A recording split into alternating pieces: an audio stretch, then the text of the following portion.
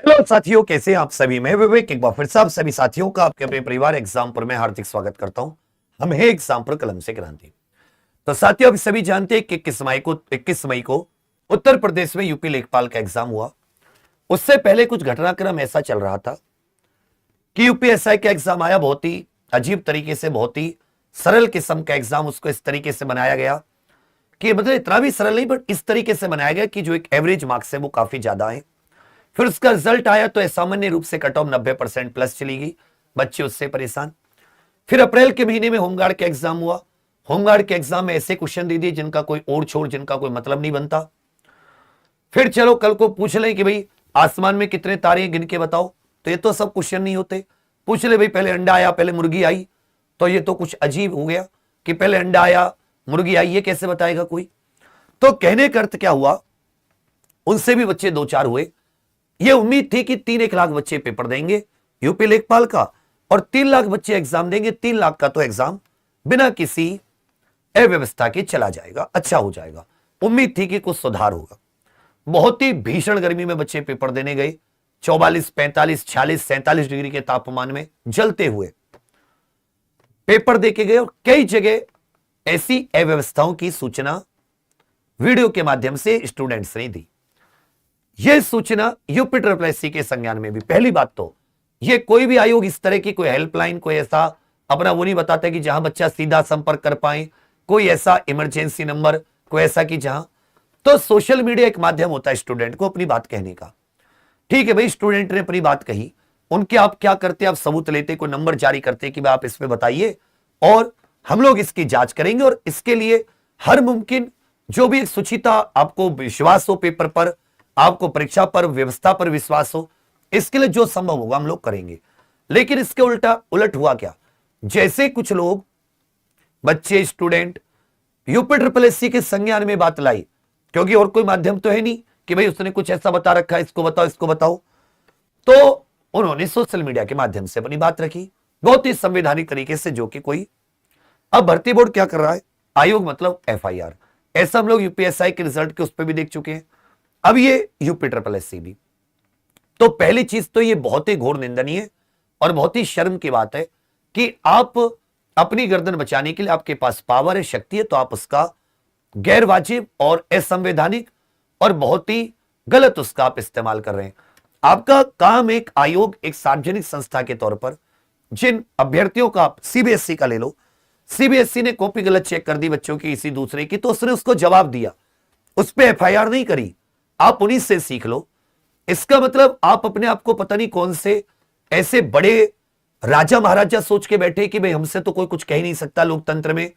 अब आप ये नहीं समझ रहे कि जिन लोगों ने सरकार को चुना है, जिन माता पिता बच्चों की वोट से सरकार बनी है और जिसने आपको शक्ति दी है, उस घटिया सरकार को समझ में नहीं आ रहा कि वो कितने परेशान लोग हैं, बार बार आप पे भरोसा कर रहे हैं, फिर वो अपने बच्चों को पेट काट काट के कैसे पालन पोषण इतनी महंगाई में करते हुए 2-2, 3-3 साल एग्जाम की तैयारी करा के लाखों रुपए कैसे कैसे कर्जा लेकर, गहने बेचकर, जमीन बेचकर लोग अपने बच्चों को पढ़ाते हैं। और फिर आप एक अव्यवस्था, आप व्यवस्थित तरीके से एग्जाम तय नहीं करा पाते। आप कम से कम जवाब तो दीजिए। उसकी बात तो जो बच्चे ने रखी है, जो शिक्षकों ने रखी है, उन पे एफआईआर करने की जगह उनकी बात का अब मजबूती से आपके पास पॉइंट आप रखो। भाई इसी तरीके से सुचिता बढ़ेगी, तो एक तरफा रहा तो कैसे होगा। और ये आप समझ नहीं रहे कि आप एक युवाओं के साथ जो खिलवाड़ कर रहे हैं, ये ज्यादा दिन का नहीं है। हम इस चीज को, और मैं सरकार को आगाह कर रहा हूं, ये गुस्सा ऐसा पनप रहा है यूपी के युवाओं में कि अचानक आपको सरप्राइज लगेगा कि ये तो मेरे भक्त थे, मेरे पीछे कैसे आ गए आज, ये मेरे खिलाफ हाय हाय के नारे क्यों लगा रहे हैं। क्योंकि एक चीज समझिए, पेट बहुत बड़ी चीज होती है, रोजी रोटी बहुत बड़ी चीज होती है। आप लोगों के तो जहां सार्वजनिक जगह भी जाते हैं वहां भी 10 एसी लगे रहते हैं। ये 48 डिग्री, 47 डिग्री, 45 डिग्री के तापमान में कूलर भी नहीं होता है बच्चों के पास, कूलर भी, पंखा भी कब घूमता कब घूम नहीं था, और लाइट कैसे आती है वो सबको पता है। ये अपना एक टाइम खाते, एक टाइम कैसे कैसे पेट काट के, इनका एक सहनशीलता की हद होती है और वो कभी भी फट सकता है। वो जो रोष रोष का एक क्रोध का गुब्बारा है। फिर आप मत कहिएगा कि जी मेरा विरोध क्यों कर रहे हैं, क्योंकि आपने अनुनय विनय का तो कोई मतलब ही नहीं निकाला, प्रार्थनाओं का कोई असर ही नहीं हुआ। देवता कोई भी इतनी प्रार्थना करते तो देवता स्वर्ग छोड़ के धरती पर आ जाते। जितनी प्रार्थना हमने पिछले कई सालों में, पिछले कई महीनों में यूपी सरकार से की है, भाई हमें झोली फैला रहे हैं, हमें हमारा स्कोर कार्ड दे दो, भर्ती सही करा दो, एग्जाम करा दो, व्यवस्था ने हमें भरोसा दिलाओ। आप क्या दे रहे हैं? एफआईआर। इससे क्या होगा? वो मामला शांत हो गया या वो बच्चे के मन में भरोसा आ गया? उसे तो लग रहा है कि मैं अनुनय विनय किया तो मुझे एफआईआर, फिर वो आपका विरोध करेगा। फिर क्या होगा? और करेगा, लिख लीजिए इस बात को, अगर आप नहीं सुधरे, आपने व्यवस्था को नहीं सुधारा, कहने और जमीन पर आप उतर कर देखिए। कहीं लखनऊ में तो करो, लखनऊ किसी स्टेडियम में जहां बच्चे दौड़ करते हो, 100 बच्चों में से अगर एक भी बच्चा ये अच्छा कह जाए मैं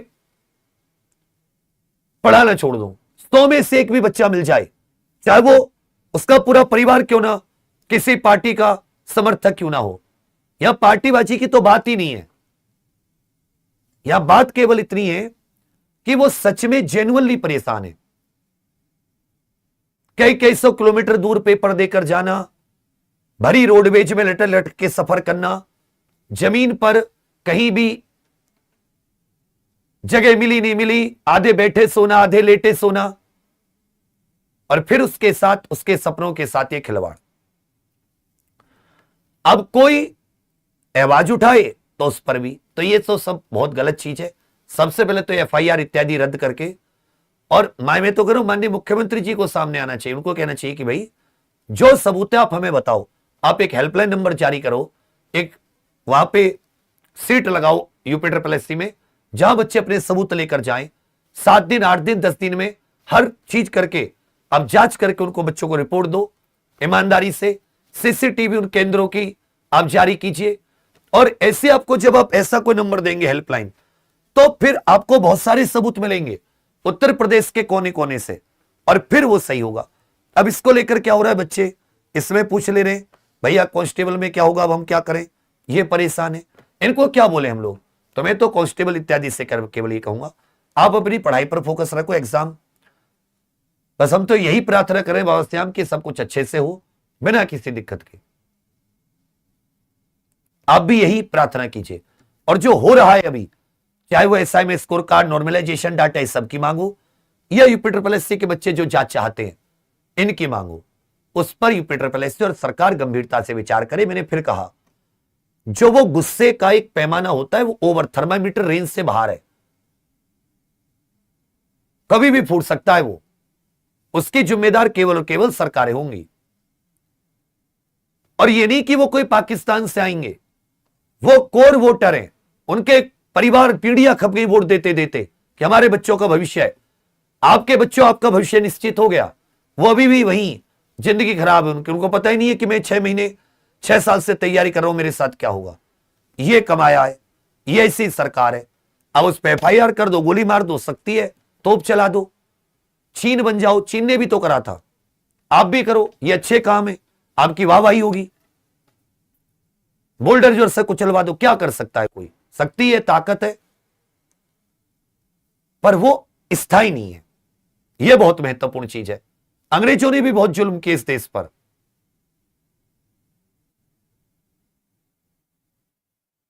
और उसका एक लिमिट होती है, एक हद होती है, जहां तक इंसान सहता है, फिर नहीं सहता वो, फिर उसका डर खत्म हो जाता है, फिर देखा जो होगा देखा जाएगा।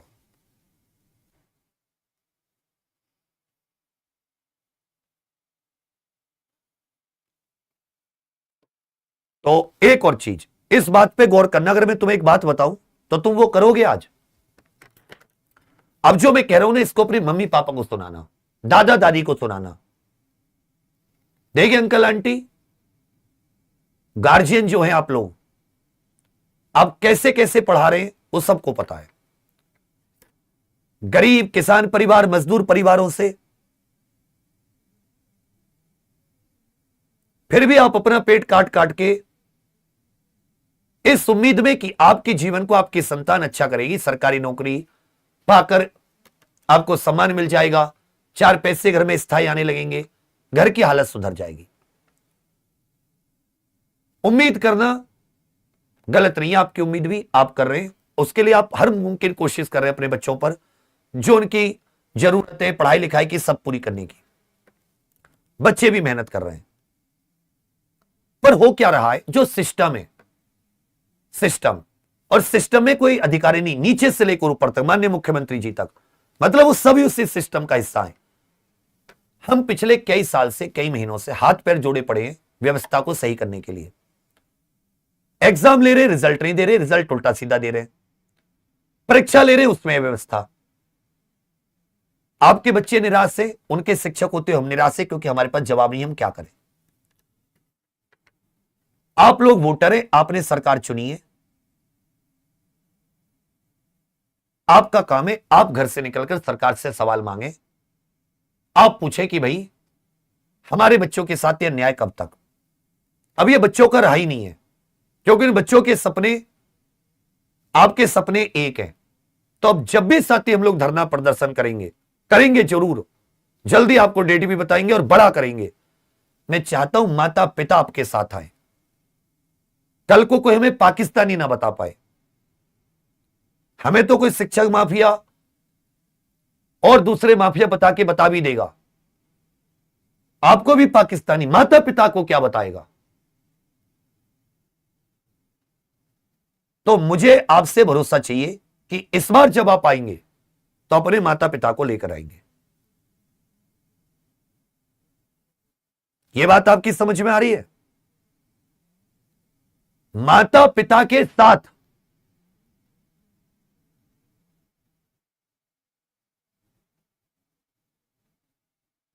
जल्दी आपको डेट भी मिलेगी, जगह भी मिलेगी, और मांग पूरी करवा के ही उठेंगे, यह भी होगा।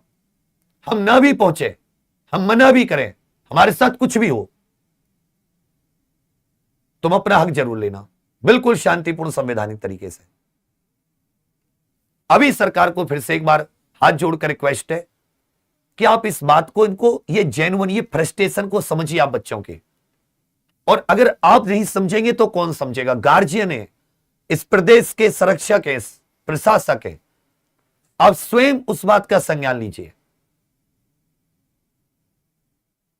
और इस उत्तर प्रदेश के बच्चे के भविष्य को अंधकार में जाने से बचाए। मैं तो माननीय मुख्यमंत्री से बस यही हाथ जोड़कर पैरों में पड़कर ये प्रार्थना करूंगा, आप उसके अंधकार में जाने से बचाइए। एक तो होता है कुर्सी पर बैठे रहना, नजरों में से, कुर्सी से न उतरना, एक होता है नजरों से उतरना। ऐसा ना हो कि सरकारें नजरों से उतर जाए बच्चों के। बस यही है मेरा। और इस बार किसके साथ? माता पिता के साथ। कोई भी गार्जियन हो, माता नहीं है, पिताजी नहीं, भगवान ना करे ऐसा किसी के साथ हो, तो गार्जियन के साथ, गार्जियन के साथ आना।